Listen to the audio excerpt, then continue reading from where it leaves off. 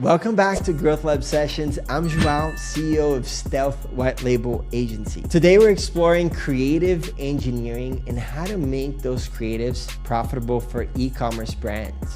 And our guest today is Felix Dragoi. He runs an e-commerce agency and he is known for being able to structure creatives and make them profitable. So if you want to understand how creatives are playing such a huge role in driving conversions for e-commerce brands, make sure that you tune into this class, watch it until the end, and you will for sure leave with so much knowledge and a higher ability to make your creatives convert for your ad campaign. Felix, welcome to Growth Lab Sessions. Are you ready to take it to the lab? Fully ready.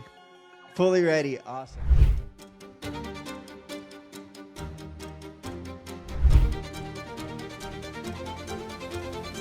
And now we're back to class 2 with Felix Dragoi, and we're picking up where we just left off in the last class, talking about how to create many different ads so you can increase your conversions and how you can engineer your creatives in a way that you have a lot to test and a lot to feed the machine that wants to consume new creatives.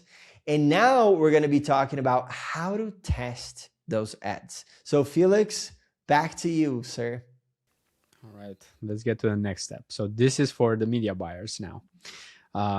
So when it comes to e-com scaling architecture, I would say scaling ads is both an art and a science. And that's because you do need, especially nowadays, someone who is a creative strategist, and they will be more of a creative type of person. And then you also have the science part, the nerdy stuff, the media buying.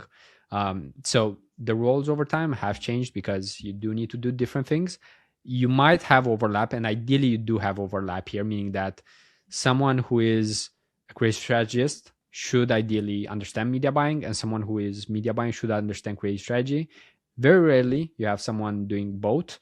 But the thing is that they are to some extent different roles, just like sales and marketing are different. Some in marketing, you might actually have someone who's introverted, but thinking of the strategies and so on. While on sales, you would have someone who's extroverted. And ideally, you do focus on your strengths.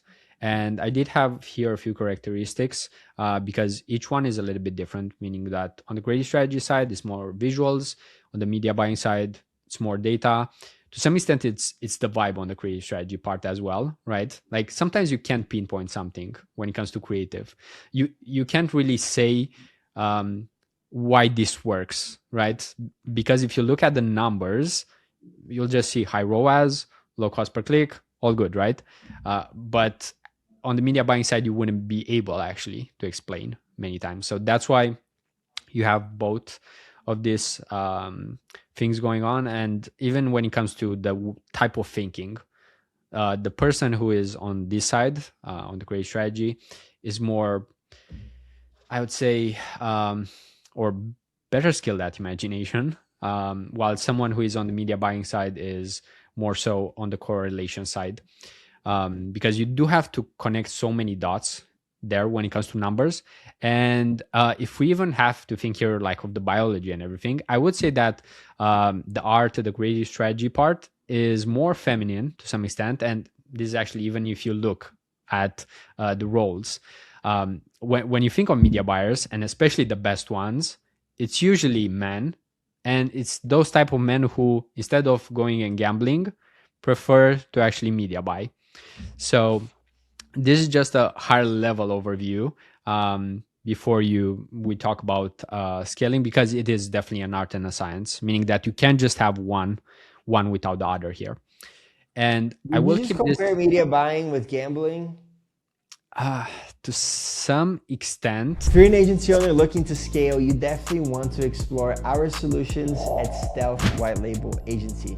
With 14 years of experience and over 120 niches, we've been helping agency owners not only fulfill for their clients, but also acquire new clients so you can only focus on scale for your agency. If you're interested, definitely DM me, Joao, on my Instagram, or comment below and somebody's gonna reach back to you. Back to the podcast. Just because of the dopamine rush that you might have. And this applies also to the type of personality that someone in that role has. Ideally, they don't, right? Because media buying to some extent is also a gamble, because when you have a test, you don't know if it will work, right? So that's where that, let's say, gambling component comes to it, right? But then you actually do need to look at the data, right? So that's why I would say you can make a case for both. You can make a case for both. Okay, cool. I agree. And what I want to say when it comes to media buying, because I mean, this is where I'm coming from actually. I don't do it as much maybe nowadays, but I'm coming from media buying. And the thing is that over time things change, right? So that's why I don't like showing tactics or mentioning you should structure it this way or that way.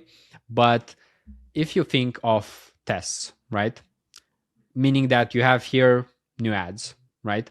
My preferred way of actually testing would actually be either one campaign or one ad set per test, meaning that I wouldn't try to put 20 ads in a campaign. If you don't have enough money, then maybe you would do that. But if you have the luxury of having enough budget, of wanting to do things, I would say with the highest accuracy, you should probably test separately.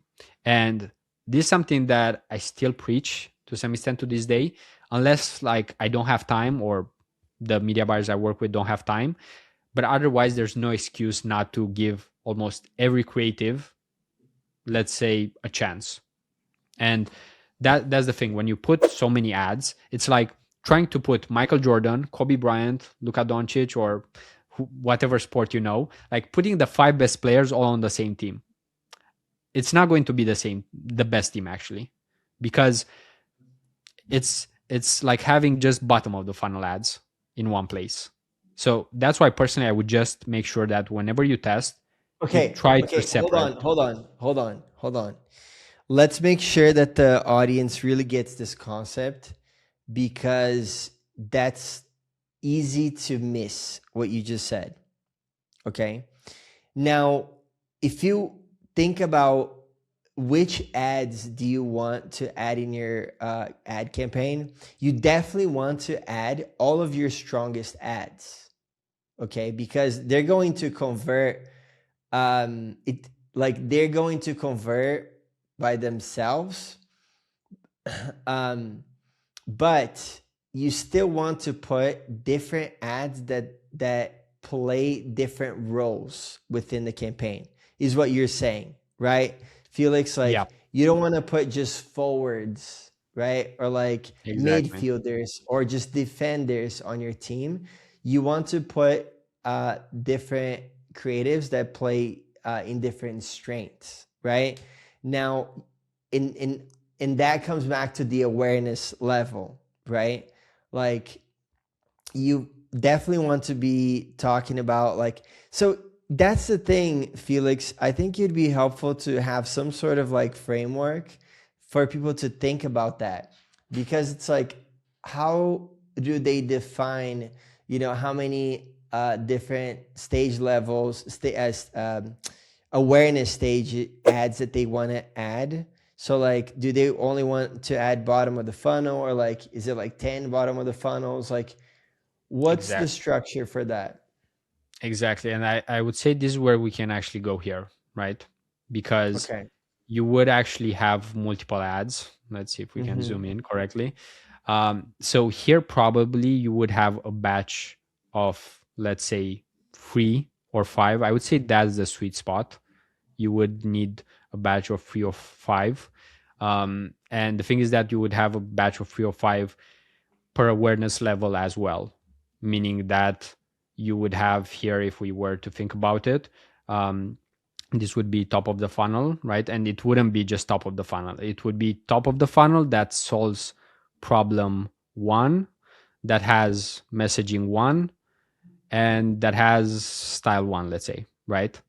So this is where you'll definitely start having a lot of ads. And actually, just to give an example, because I was talking yesterday with one of the brands that I'm working with, and we started to work around 1 month ago, and he was reviewing all the ads that we had in the ad account, and he actually felt surprised looking back at the last month that we had almost 100 ads. um, and because it did feel like we weren't really even trying to push too hard, but we still had 100. So that's the volume that it will take if you really want to have the best creatives, or at least be top tier, world class in what you're doing. And now, but like when we're doing this, we're talking about at the very low level, a campaign that's, or account or ad campaign or ad account that's spending at least like 5K, right? Yeah. Like Yeah. we got to be spending at least $15 per day on each of these creatives, correct? For sure, for sure. I mean, even 150. It depends what type of budget we're talking about. Because the more Yeah, it budget you have, depends the the more CPA as tests. well, right? It depends the CPA as well. So like definitely depends on how much does a conversion cost on average, right? So this is getting a bit too like detailed. I would say for people that you definitely want to go through the scaling architecture, you definitely want to go through the engineering that's to the left of the screen, or to the right of the screen right now, and do that exercise and go at your own pace, right? Yeah, to the left. So, and go at your own pace where you're starting to put the different creatives um, and the different problems, persona, angle, messaging, and awareness levels slowly, right? And so I think that's a good place to start before you start complicating it too much. And now, if you got to the stage of complicating very much, that's really good, because we're talking with Felix Dragoi, and he not only has an e-commerce agency, he will also do consulting if requested. Is that correct, Felix? Sure. Open to it. Sure. That's an offer that we just created on the spot. And now it just depends on if the offer is right, if there's a fit. But I think that, this class won't get you so far into everything else. Maybe that's, if there is a request, if there is a comment for you to learn more about the details of where we were going down, of the hole we were going down to, then you can comment, like something like, I want more details. And then Felix and I can talk about doing another class together where we go further into each of these topics. Because we are running out of time of class 2 right now. And so at this stage, we're going to stop class 2, and then we're going to wrap everything up in class number 3. So stay on the lookout for that video. If this video has been out for more than a week, go back to the channel so you can watch class number 3 with Felix Dragoi.